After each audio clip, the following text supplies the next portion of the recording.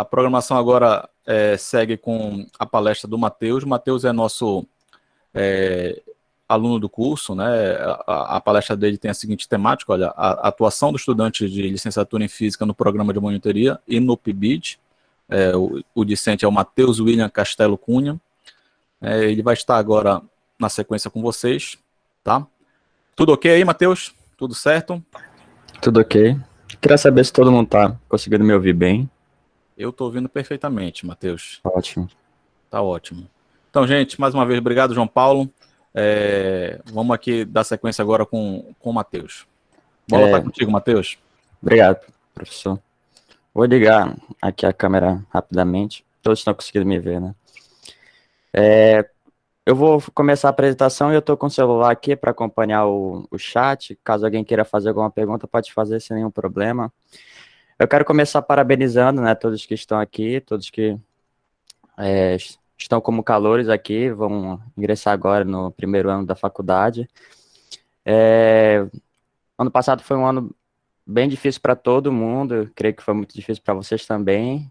E esse ano também está dando uma suavizada, mas pelo andamento das coisas, tudo tende a melhorar. E por mais que tenha todos esses empecilhos, eu tenho certeza que todos aqui estão muito felizes, e com certeza a UEPA, todos os professores da UEPA, o curso de licenciatura em Física está muito feliz em recebê-los.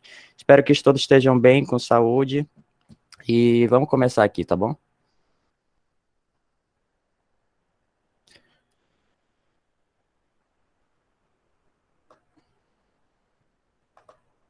Deixa só eu compartilhar aqui.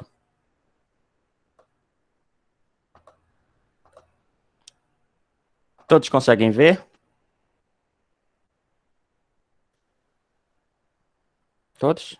Tá aparecendo Sim. aqui, Matheus. Beleza. Perfeito, vamos lá. Como o próprio professor Alessandro já disse, o título é Atuação do Estudante da Licenciatura em Física no Programa de Monitoria e no PIBID.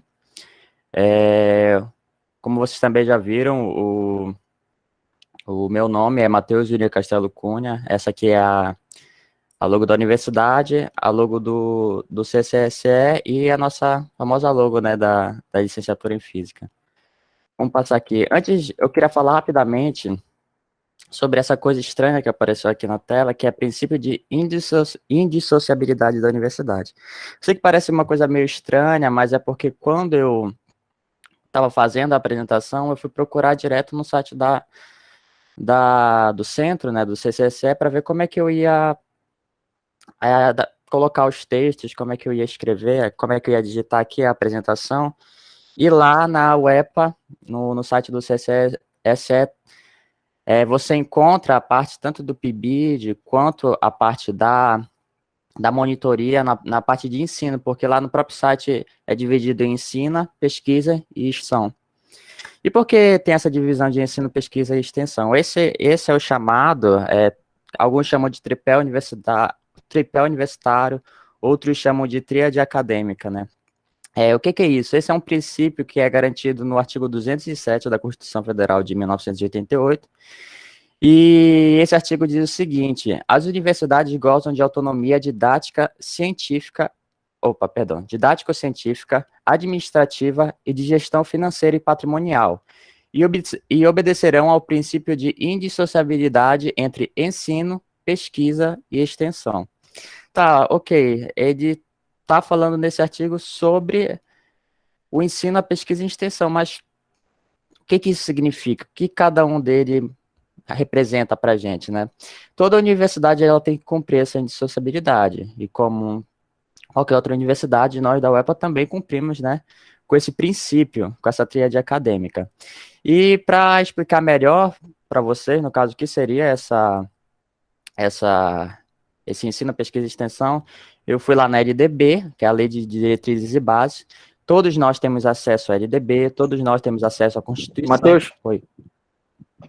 Tu estás passando teus slides, não, né?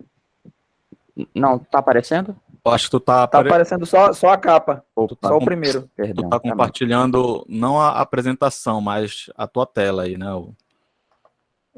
Deixa eu mudar aqui. Perdão. Agora foi? Foi? Tá aparecendo? Agora sim, Matheus. Perfeito, perdão. Deixa eu começar então de novo, né? O que é esse negócio estranho que apareceu aqui, né? O princípio de indissociabilidade da universidade. Por que eu vou falar disso? É porque, como eu havia dito, eu fui procurar no site da UEP para ver como é que eu ia explicar, por exemplo, o que é o PIBID, o que é a monitoria, qual é a explicação que o centro dá. E o site está dividido em ensino, pesquisa e extensão. Essa parte, por exemplo, do PIBID e da monitoria, você encontra na aba de ensino. Não significa que eles também não façam pesquisa e extensão, mas você encontra na aba é uma janela voltada para ensino no site do CCSE. E no caso, o que seria esse princípio de indissociabilidade da universidade? Esse princípio, que alguns chamam de tripé universitário e outros chamam de tríade acadêmica, ele é garantido no artigo 207 da Constituição Federal de 1988. Esse artigo diz o seguinte: as universidades gozam de autonomia didático-científica, administrativa e de gestão financeira e patrimonial e obedecerão ao princípio de indissociabilidade entre ensino, pesquisa e extensão. Certo, aqui no caso o artigo 207 da Constituição diz isso, mas o que representa esse ensino, pesquisa e extensão, certo? Para explicar melhor para vocês, e quero deixar claro que eu não vou dar toda a explicação, é uma explicação breve, até porque mesmo vocês vão estudar isso na universidade. Não pensem que é porque a gente está no curso de licenciatura em física que a gente não vai estudar Constituição, que a gente não vai estudar LDB, nós vamos estudar tudo isso. Tem disciplinas específicas para isso dentro da universidade, e todos nós, como cidadãos, precisamos conhecê-las. Então, o que diz o artigo 43 da LDB, Lei de Diretrizes e Bases? Falando brevemente sobre a LDB, Lei de Diretrizes e Bases, ela é a legislação embasada na Constituição Federal e ela é responsável por regulamentar o sistema educacional brasileiro, tanto do setor público quanto do setor privado, tanto o ensino básico quanto o ensino superior. E o que diz e aí eu peguei esse trecho, eu peguei o artigo 43 da LDB que nos dá uma explicação breve, no caso, sobre o ensino, a pesquisa e a extensão. E ele o inciso 2 do artigo 43 diz o seguinte: em relação principalmente ao ensino, formar diplomados nas diferentes áreas de conhecimento, aptos para a inserção em setores profissionais e para a participação no desenvolvimento da sociedade brasileira. Ou seja, no caso, o primeiro, no caso, tripé, a primeira tríade da universidade seria o ensino. O que, no caso, é esse ensino?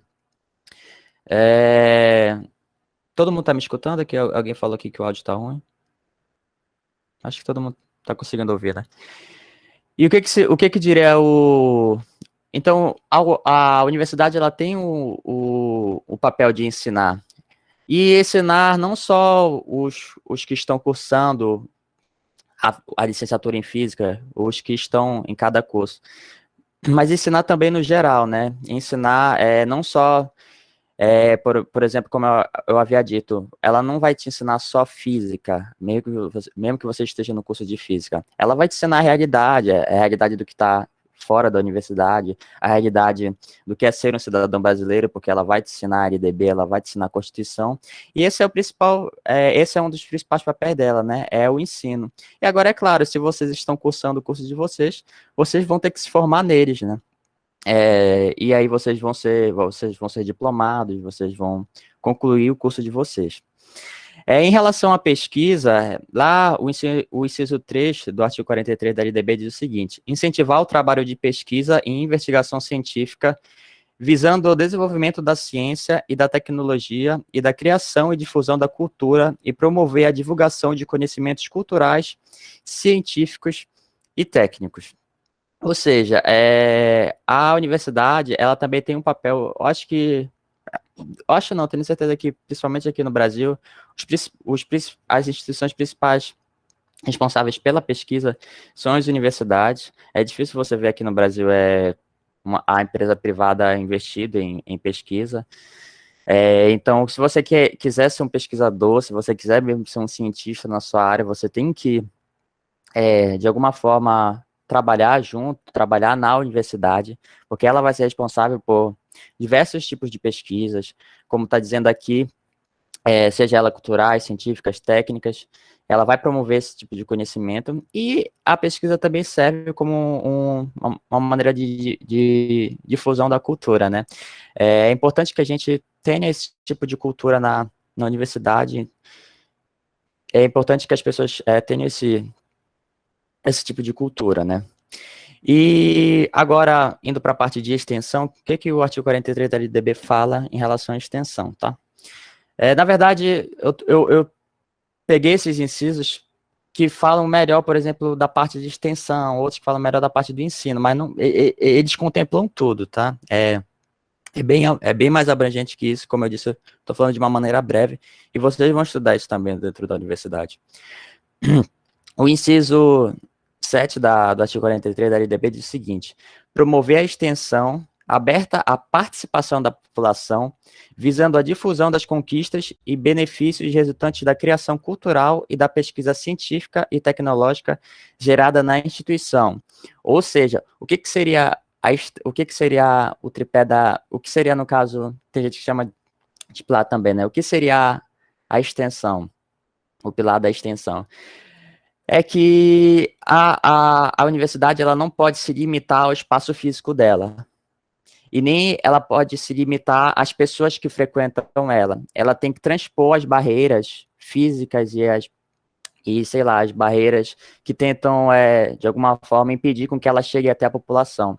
Isso está previsto na LDB, e isso é algo embasado, garantido na Constituição, que a universidade, ela tem que, de alguma forma, alcançar a população em geral. Ela tem que sair, de alguma forma, do ambiente dela e chegar na população que não está dentro da universidade, não necessariamente frequenta a universidade.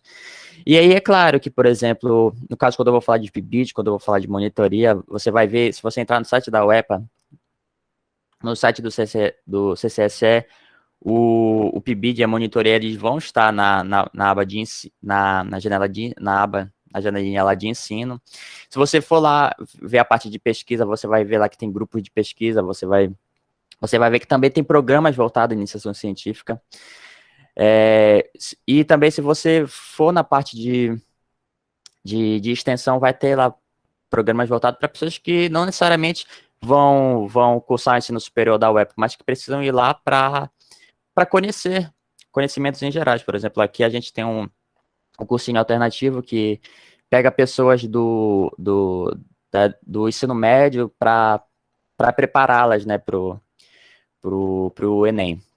E para finalizar, eu queria falar rapidamente do inciso 8, que ele diz o seguinte: atuar em favor da universalização e do aprimoramento da educação básica, mediante a formação e a capacitação de profissionais, a realização de pesquisas pedagógicas e o desenvolvimento de atividades de extensão que aproximem os dois níveis escolares, né?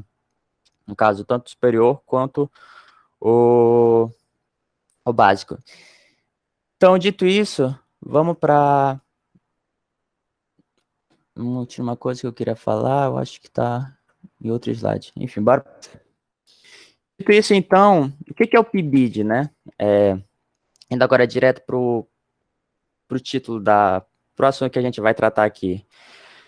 O que é o PIBID? O PIBID é o Programa Institucional de Bolsa de Iniciação à Docência. No caso, esse é o significado da sigla PIBID, né? E ele está sob a coordenação de aperfeiçoamento de pessoal de nível superior, CAPES, do governo federal. No caso, o que é a CAPES? A CAPES é uma fundação que faz parte, que está vinculada com o MEC, que é o Ministério da Educação, e ela vai, no caso, dispor, ela vai regrar, ela vai cuidar desses programas, tanto da parte, por exemplo, do PIBID, como também programas, cursos de pós-graduação. E qual é o objetivo do PIBID? O objetivo do PIBID é valorizar o magistério e incentivar a formação de docentes em nível superior para a educação básica. Ou seja, engraçado que, mesmo que vocês estejam, por exemplo, no ensino superior, a gente pensa que, de alguma forma, quem é de licenciatura nem tanto, né? Porque quem é de licenciatura, querendo ou não, você vai estar aprendendo também a ensinar a sua disciplina, a sua matéria para a educação básica. Mas também, qualquer curso também tem a responsabilidade com a educação básica, seja ele qual for. Então, qual é o objetivo? É valorizar o magistério e incentivar a formação de docentes em nível superior para a educação básica. Qual é a finalidade do PIBID? É elevar a qualidade das ações acadêmicas nos cursos de licenciatura e colaborar para a qualidade da educação pública. Então, esse programa, ele vai, no caso, o que o PIBID é? O que o PIBID faz? Por exemplo, eu entrei no PIBID no meu primeiro ano de curso. Eu entrei na UEPA em 2019. Quando eu entrei na UEPA, já naquele primeiro momento, quem estava coordenando todo esse processo de entrar no PIBID e tudo mais é o Frederico, o Fred, que hoje é o atual vice-diretor do CCSE. E aí ele chegou na porta da nossa sala e explicou pra gente tudo, como é o PIBID, como é que a gente poderia fazer para entrar, o que era o programa. E o que ele nos disse no primeiro momento, né? Que existia, no caso, a CAPES, a UEP, ela ia ofertar bolsas, e essas bolsas, aí a gente ia fazer uma prova a gente ia fazer uma prova, um teste para nos avaliar. Na verdade, ele disse que existiam várias maneiras de avaliação, mas como a gente tinha acabado de entrar no curso, era nosso primeiro ano, nós éramos calouros, nós precisávamos,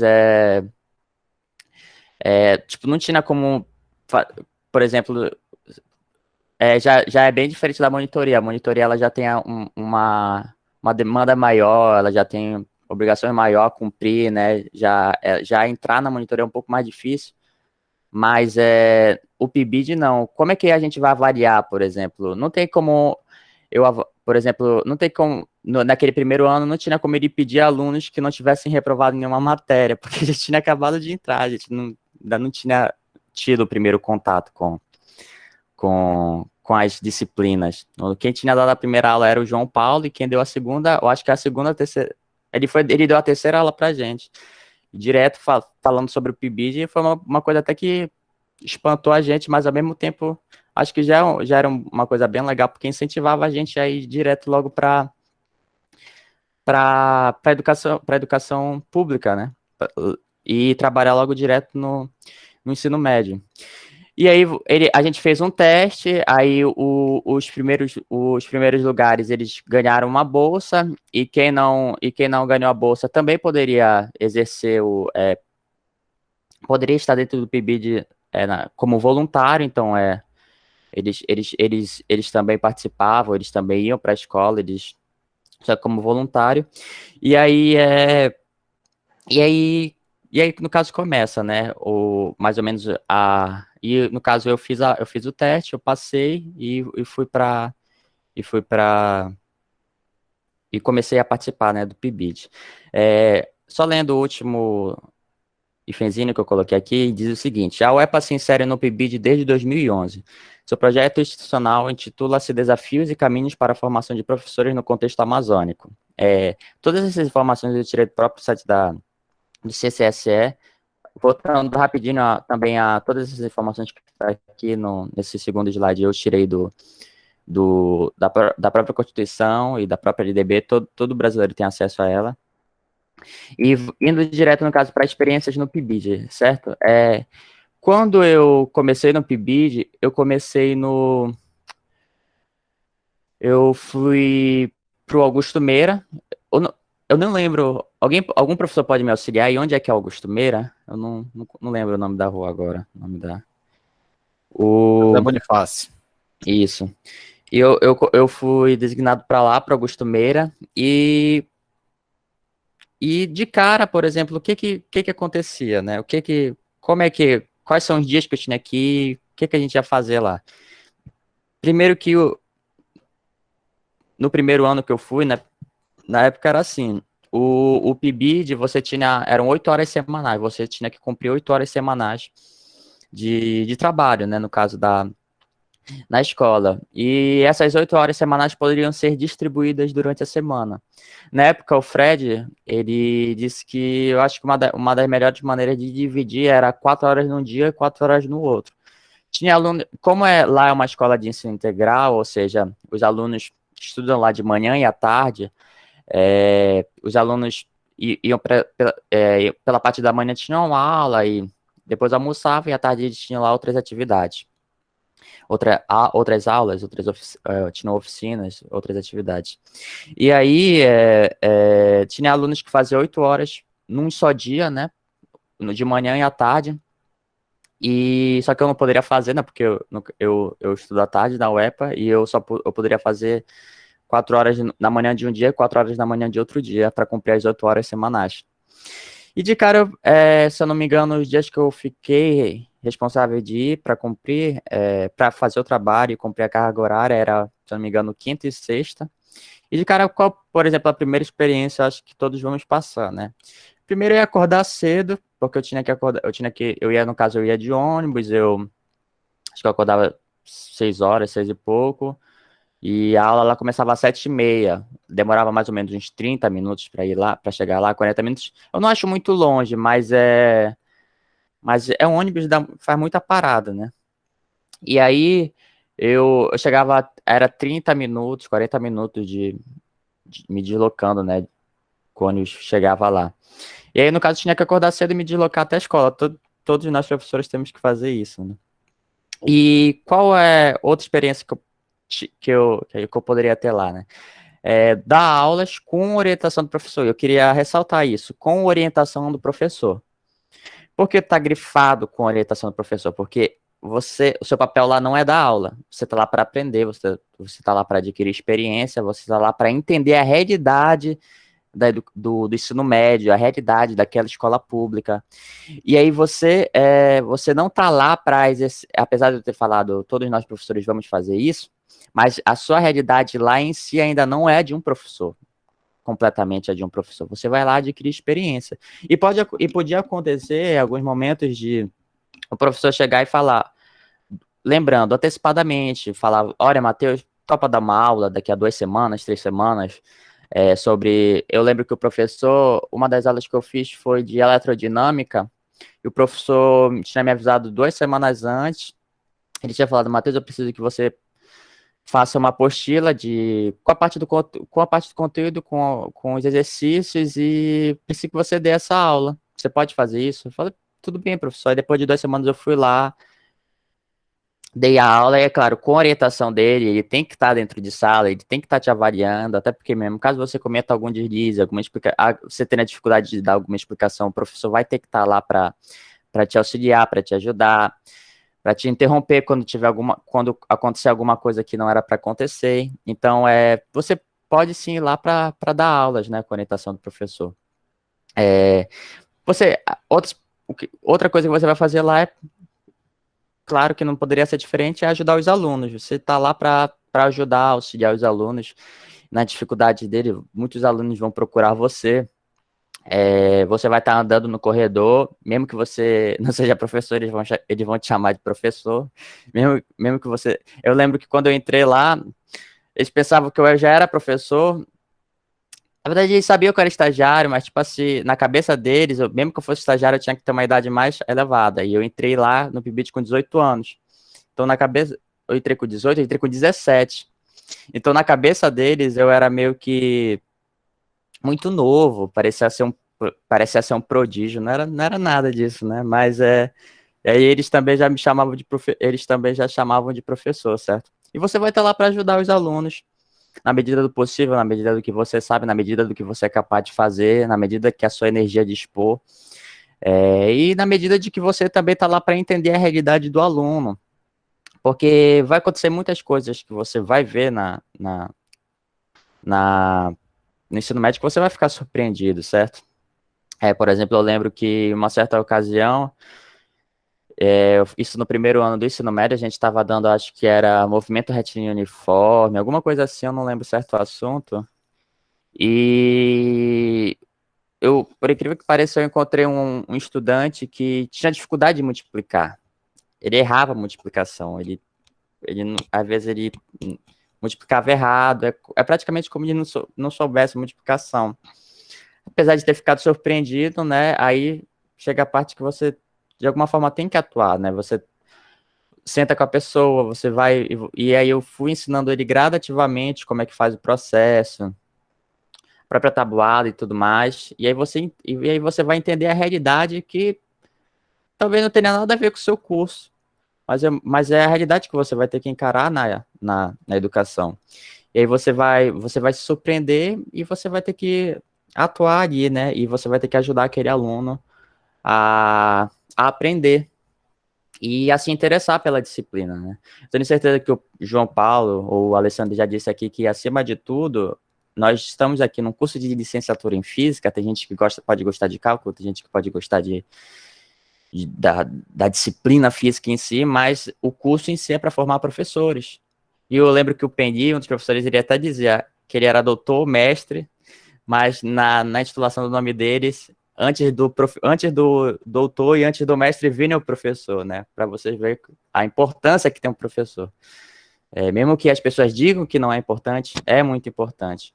Mesmo que não seja valorizado, tem que lutar por essa valorização. Então você vai lá, você vai para a escola para realizar atividade, você vai criar atividade com as pessoas.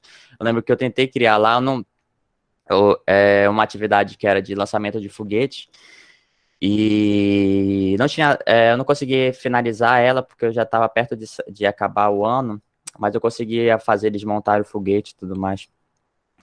E você vai lá criar atividade para, de alguma forma, criar uma dinâmica com os alunos para que eles venham criar interesse pelo que está sendo estudado, certo? Pelo que o professor está ensinando. Além disso, você vai supervisionar provas e simulados, porque é a realidade do professor, certo? Você vai ter dia de prova, você vai lá e você vai supervisionar a prova, você vai supervisionar o simulado. Eu achava engraçado porque eu tinha saído do ensino médio, então eu já fui aluno, aí você vai, tudo que você fazer no ensino médio, você vai ver na realidade também, quando você estiver supervisionando uma prova, né? E você não vai ser enganado, porque o que eles fazem na hora da prova, você sabe que você fazia, o seu aluno fazia, acontece, é a realidade. Além disso, você vai corrigir e avaliar provas, trabalhos simulados, acontece. Normal, principalmente no Augusto Meira, que tinha, sei lá, três turmas de primeiro ano, 4 de segundo ano, 5 de terceiro ano, você tinha muitas turmas lá. Aliás, falei números aleatórios, né? Mas tinha muitas turmas lá, muitos alunos lá. Você vai ter que, vai chegar o dia que você vai ter que corrigir essas provas. Até porque mesmo, por exemplo, às vezes você tinha 2 aulas nos 2 primeiros horários e 2 aulas nos 2 últimos. Você tinha um intervalo grande lá, né? O que você vai fazer? Às vezes você corrige uma prova, às vezes você cuida do laboratório, porque no caso do Augusto Meira tinha um laboratório de física, você vai lá, cuida, tenta elaborar atividades e tudo mais. Você vai criar ou executar oficinas. Eu vou pausar aqui, eu vou pular rapidinho, porque depois eu vou voltar nessa parte de criação de criar e executar oficinas. Você vai entender a realidade da escola, como eu já disse, você vai entender como é que a escola funciona, qual é a sua função lá dentro, quais são as etapas que você tem que passar. E você vai principalmente compreender os alunos da escola, certo? Lembrando que a finalidade é que você adquira experiência para com o processo de ensino-aprendizagem. E passando aqui rapidinho, essas imagens aqui foi uma das oficinas que eu e o Arthur fizemos. O Arthur também ele foi estudante da UEPA e acho que a área de especialização dele é astrofísica. Ele gosta muito de astrofísica e tinha lá a semana de física. E a semana de física, os professores falavam, né, com os estagiários para criar oficina, fazer alguma atividade diferente com os alunos. E aí tinha oficinas que traziam da UFPA para lá, que os próprios professores com contato da UFPA levavam para lá, e a gente também com como nós éramos alunos da UEPA, nós também levávamos a oficina da UEPA, e eu lembro que eu perguntei para o André, e aí, André, o que a gente pode fazer lá? Ele me deu o contato do Arthur para a gente fazer uma oficina lá, voltada eu não lembro, o tema era astrofísica, eu não lembro certo o título da oficina, mas foi algo bem interessante, até porque mesmo nesse dia veio alunos também vieram alunos de outros lugares para conhecer melhor, e foi algo bem foi algo bem interessante de ser feito, principalmente porque lá, às vezes na oficina, os alunos se sentem mais livres, né, para perguntar, eles se sentem mais dispostos, eles se sentem mais livres para perguntar. E mais ou menos foi essa a minha experiência no PIBID. E agora, indo para a monitoria, no caso, a minha experiência na monitoria, no meu primeiro ano que eu entrei na UEPA, eu entrei no PIBID, ainda nesse mesmo ano fiz a prova e consegui passar na prova, e no outro ano, no meu segundo ano da UEPA, eu entrei na monitoria. E o que é a monitoria, né? A monitoria é um programa da Universidade do Estado do Pará, no caso, ela é um programa da UEPA. Ela destina-se a ampliar espaços de aprendizagem e a estimular o interesse pelo magistério superior, aprimorando a qualidade do ensino. Ou seja, ela também tem um objetivo parecido com o do PIBID, só que o PIBID vai te levar para a escola pública e na monitoria você vai trabalhar na universidade. Você vai, como aqui está dizendo, né, vai estimular o interesse pelo magistério superior. Você vai ver a realidade do seu professor da faculdade, você vai conhecer como é desenvolver atividades para o ensino superior e você vai aprender a desenvolver, né, a aprimorar a qualidade de ensino do seu curso, da sua faculdade, do lugar que você se encontra no ensino superior. E aí, esse trecho aqui, esse texto eu tirei do próprio site do CCSE.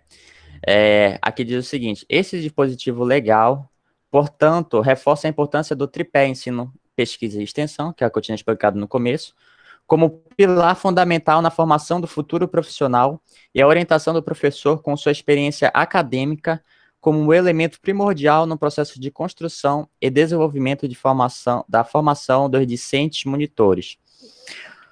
Ou seja, além da monitoria corroborar o tripé universitário, a tríade acadêmica, ela vai fazer com que você obtenha experiência para atuar na área que você almeja, porque eu tenho certeza que aqui tem pessoas que, como o João Paulo falou anteriormente, tem pessoas com certeza que vão querer ser professores de universidade, outras aqui talvez tenham o brilho nos olhos de querer o ensino médio, a escola pública, a escola privada, mas tem outros que quer ser professor de universidade, quer desenvolver pesquisas na universidade. E aí a monitoria também vem suprindo essa demanda, essa necessidade, certo? E aí, vamos lá. Experiências na monitoria. Como qualquer da mesma maneira que eu comecei a experiência do PIBID, eu começo a experiência na monitoria. Você vai ter que acordar cedo, porque no meu caso, quando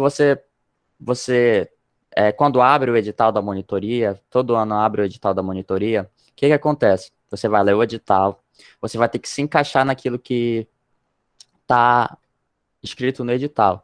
Por exemplo, lá eles dizem que você não, por exemplo, você não pode ter reprovado em nenhuma disciplina, você tem que ter, de alguma forma, excelência em todas as disciplinas, para conseguir concorrer, né, a monitoria. E o que acontece? Você vai passar por todos esses processos. O processo, vou logo falando para vocês. Se vocês já querem entrar na monitoria, tenham em mente que só para você concorrer já não é que seja algo difícil, é algo que demanda trabalho, porque você vai ter que organizar todos os seus documentos e no caso quem responsável por esse processo, por regulamentar esse processo, por tomar conta de tudo, é a CAOP. E a CAOP, quem está à frente da CAOP é a Tâmara e a Damasa, e elas são muito rígidas, muito rigorosas. Por exemplo, ela, no edital, eu falo elas, né, mas todas as instituições, os entes responsáveis por fazer com que a monitoria aconteça. Pede todos os documentos e pede eles tudo, tipo, na ordem. Você não pode transgredir a ordem. Se ele quer que você tenha documento 1 na página 1, documento 2 na página 2, se você inverter isso, aí já temos um problema. Você tem que encadernar todos os documentos, você tem que ter o seu histórico de notas, você tem que encadernar, você tem que colocar no envelope, você tem que escrever para onde vai ser destinado do envelope, você tem que levar isso a tempo eu esqueci o nome do lugar que você tem que levar os documentos, que era, se eu não me engano, era até 6 horas, e aí se você passou das 6, acabou o tempo para você. Então, nesse quesito, realmente é responsabilidade, você tem que ter essa responsabilidade. Conseguiu fazer tudo isso, foi aprovado, acabou toda a monitoria? Não. Você vai o quê? Você vai fazer uma prova, disputando com as outras pessoas que os documentos foram aprovados junto com você, e você faz essa prova, e, por exemplo, se for ofertar dar 2 bolsas, quem tirou as 2 maiores notas na prova, entra na monitoria como monitor, e, por exemplo, às vezes, é ofertado 2 bolsas remuneradas e 2 bolsas voluntárias. As 2 primeiras notas ganham a bolsa remunerada e as outras 2 notas vão para prática voluntária. Se você quer ter experiência, é essencial que você faça a monitoria, seja voluntário, seja remunerado. É importante que você entre lá dentro. Eu vou até falar melhor disso um pouco mais lá na frente, para que você venha entender. Então, experiência da monitoria, primeiro, acordar cedo, deslocar-se até a universidade, você auxilia nas aulas, você ajuda o professor. Por exemplo, na época que eu fui monitor do João Paulo, que já falou com vocês. Eu fui por um breve momento também monitor do PNI, e eu fui monitor do Frederico. Porque você vai ter também as suas lotações. Por exemplo, você se candidata na monitoria para ensino de física, e aí você vai ter que ver quais são as disciplinas de ensino de física para que você venha a ser lotado lá. Além disso, o professor também tem que demandar um monitor. E aí você vai ser lotado e você vai começar a trabalhar, você vai começar a atuar no ensino junto com aquele professor. E aí, por exemplo, quando eu comecei, eu cheguei a participar também do evento dos calouros no ano passado, antes de estourar a pandemia e tudo mais. Cheguei, acho que, eu não lembro, foi em março, né, que começou a pandemia. Eu cheguei até março, participar de algumas aulas, eu estou falando de aulas presenciais, participar de algumas aulas presenciais com o João Paulo. E o que acontece? É bom que o João Paulo está até aqui, para qualquer coisa ele dá um puxão de orelha, mas o que mais ou menos acontece?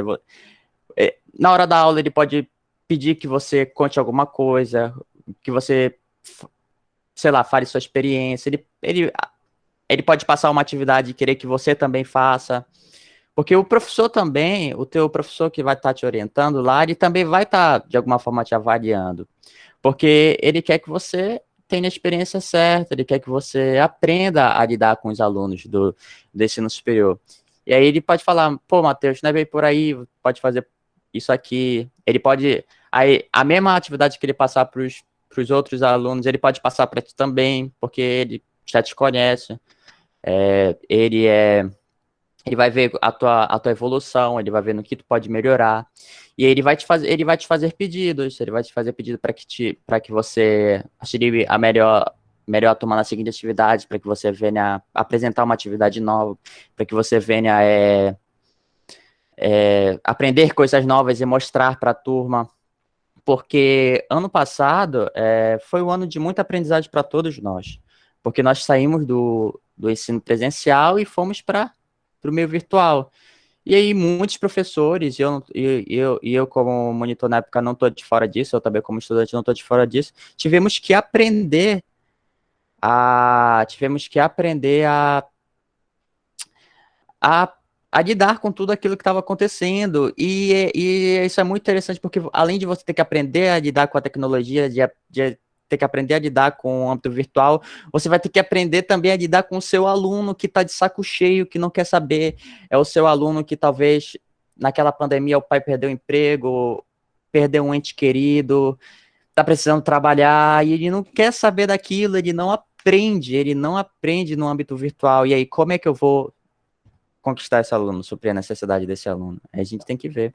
Eu lembro que na época que eu estava lá,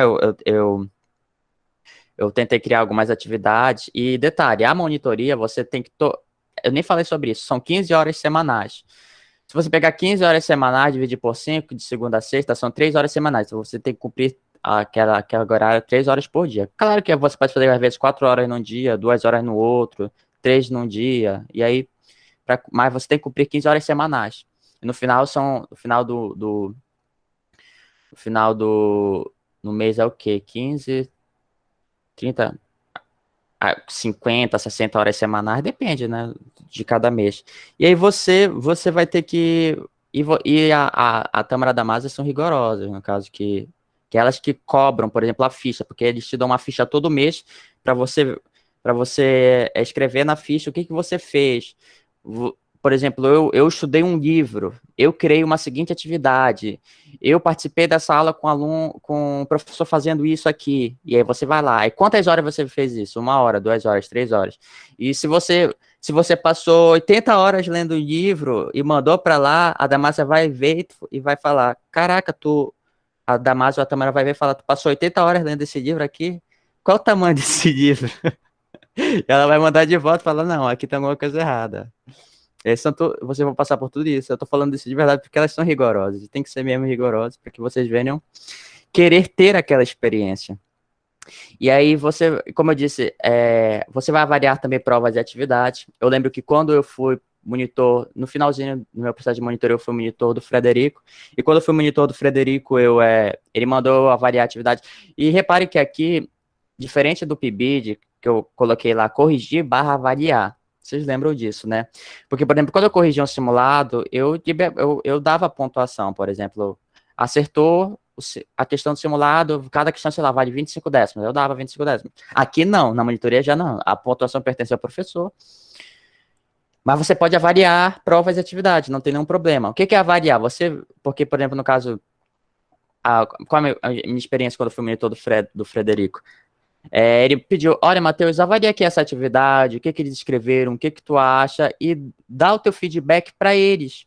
E o que eu fiz? Eu baixei todos os arquivos de texto deles, que eles era no ambiente virtual, eles mandaram um texto no Word, eu baixei todos, li todos, e eu marcava o que às vezes estava repetitivo, o que às vezes estava contraditório, eu escrevia lá no próprio Word mesmo o que podia melhorar, e aí eu escrevia tudo, mandei para o Fred, ele falou: pô, legal, manda de volta para eles verem.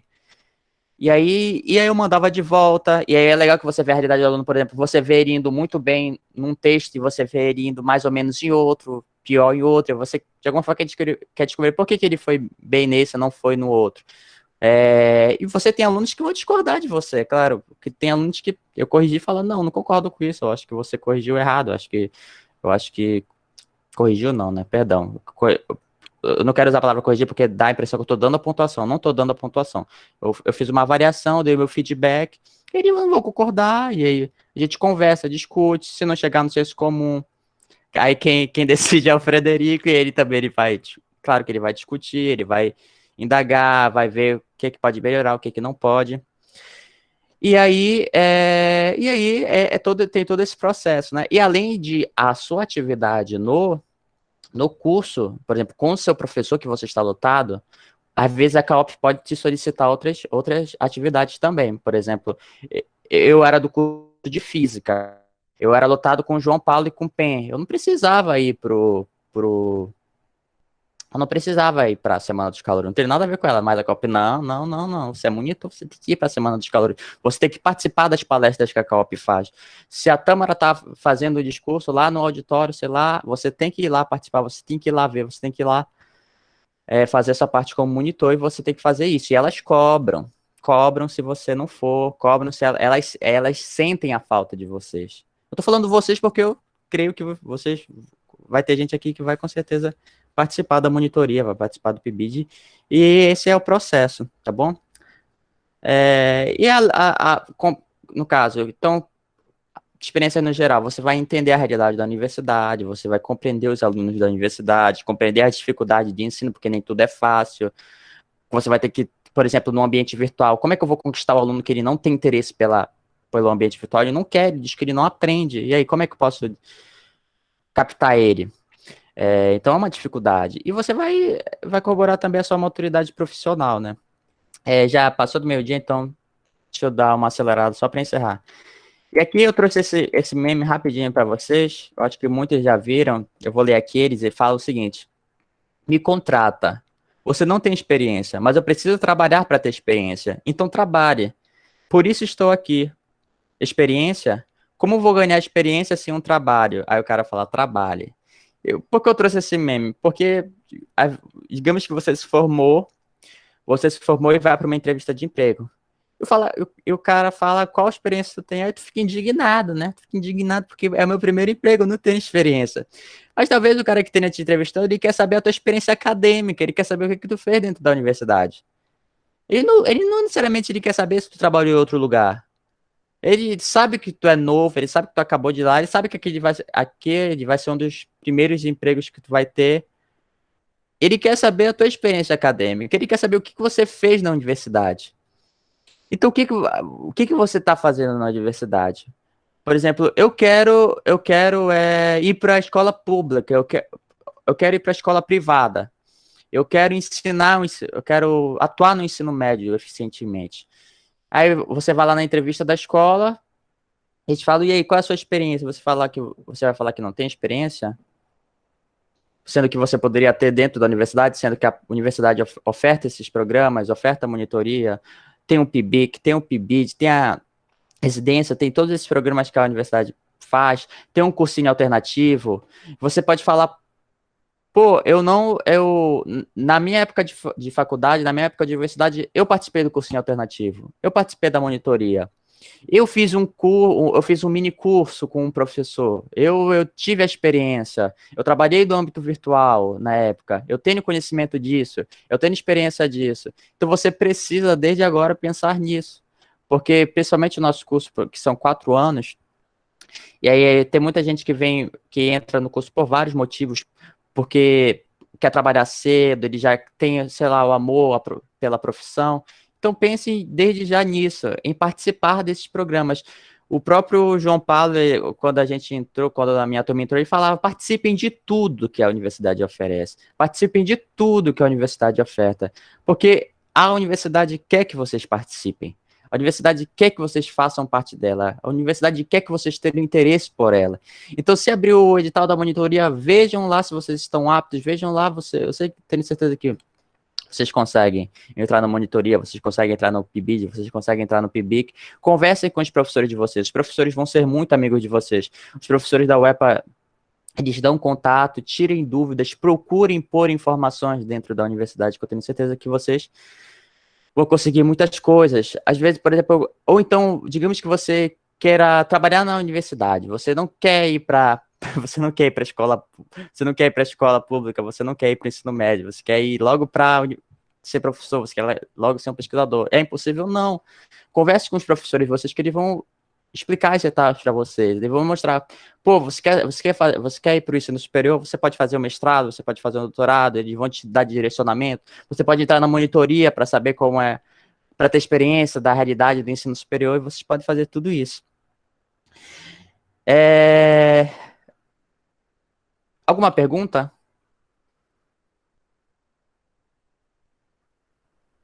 Alguma pergunta? Eu tô aqui com o celular na mão, pode fazer perguntas. João Paulo levantou a mão. João Paulo, pode falar. Me permitam só alguns minutos. Primeiro, porque eu preciso me despedir, eu tenho que buscar o Cauã na escola, meu filho. Gostaria muito de agradecer ao Matheus por ter ficado comigo na monitoria, na minha brincadeira, dizer que o Matheus foi o melhor monitor que eu tive, e de fato ele foi mesmo, porque ele foi o único. Até agora, o único monitor que eu tive ao longo desses anos foi o Matheus, mas assim, o Matheus sempre foi bastante compromissado com as atividades. Entendeu? E ele pegou o meu estilo de fazer a coisa. Entendeu? Cada uma que for aqui se aventurar, seja em que programa de bolsa for, seja em que momento for, no contato mais próximo com uma professora, com um professor, entendeu? Vai ter ali que, de certa forma, se adaptar a um estilo, a um jeito de ser. Vocês que me viram ontem, que me viram hoje, já viram aí um pouco do meu estilo, viram um pouco do Alessandro e de outros colegas. O Matheus pegou ali o meu jeito de ser. A gente teve pouquinhos momentos presenciais na monitoria, como ele bem mencionou, nos últimos dias de fevereiro, até metade de março do ano passado, e depois, quando a gente retornou em setembro, já era no mundo virtual. Entendeu? E ele participava ativamente. Eu queria que eu professor, que estava ali com o Matheus como monitor, eu queria que ele participasse, eu queria que ele desse a opinião dele, eu queria que ele lesse os textos propostos, que ele, como ele bem mencionou, que ele realizasse atividade, ele ia lá e fazia. Então, ele dava o auxílio como um todo, assim, no contexto da disciplina, para os alunos da turma. Então, eu agradeço muito a ele, o parabenizo aí pelas boas falas sobre o PIBID, sobre o programa de monitoria. E, mais uma vez, aí fico à disposição, galera. Contem comigo sempre que precisarem. O Alessandro, meu amigo, valeu. Nelson, Eric, Fred, estão por aí. Matheus, valeu, gente. Obrigado, João Paulo. Deixando só uma última mensagem, só para finalizar rapidamente. A última mensagem que eu tenho para deixar para vocês mesmo é: cuide da universidade, defendam a universidade, defendam a instituição. Ela vai ter interesse por vocês, vocês também devem ter interesse por elas. Cuidem dela com carinho, cuidem da parte material, cuidem da estrutura, cuidem da sala que vocês vão frequentar futuramente, certo? Eu espero que no futuro bem próximo, mas além da parte material, além da estrutura da universidade, cuidem também da essência, do que ela representa. Eu comecei falando também da essência e da representação da universidade, da tríade acadêmica, do interesse que ela tem, que ela quer assegurar. Então, defendam isso também. E eu espero que vocês, sinceramente, tenham gostado da apresentação. Eu espero que, de alguma forma, eu tenha conseguido tirar as dúvidas de vocês e que vocês tenham conseguido entender, certo, a mensagem aqui que eu venho passar para vocês. Obrigado.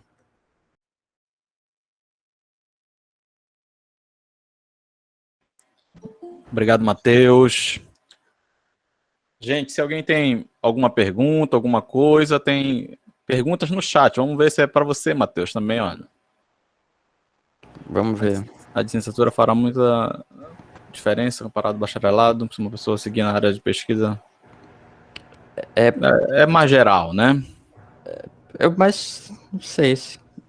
Eu acho que, como eu disse também no começo, professor, você pode também atuar na universidade, na parte de pesquisa, né? Mas, como eu disse, a licenciatura tem como principal finalidade formar você como professor. Você tem que ser professor. Você está num curso de licenciatura em física, você não está no curso de bacharelado. Mas, Matheus, eu sou apaixonado por cálculo, eu gosto de pesquisar. E aí, eu desisto do curso? Claro que não, né? Você também tem as outras opções. Tem vários... Tem professores que podem falar melhor do que eu, acho que o próprio Alessandro pode falar de gente que foi formado pela UEPA, e a UEPA também tem programa de iniciação científica para que você também venha atuar na parte de pesquisa, para que depois você venha fazer um mestrado e doutorado. Tem alunos da UEPA que foram para fora estudar, pesquisar, virar pesquisadores de certa forma, e você também pode fazer isso dentro da universidade, mas o principal papel dela, a principal finalidade dela é formar vocês como professores.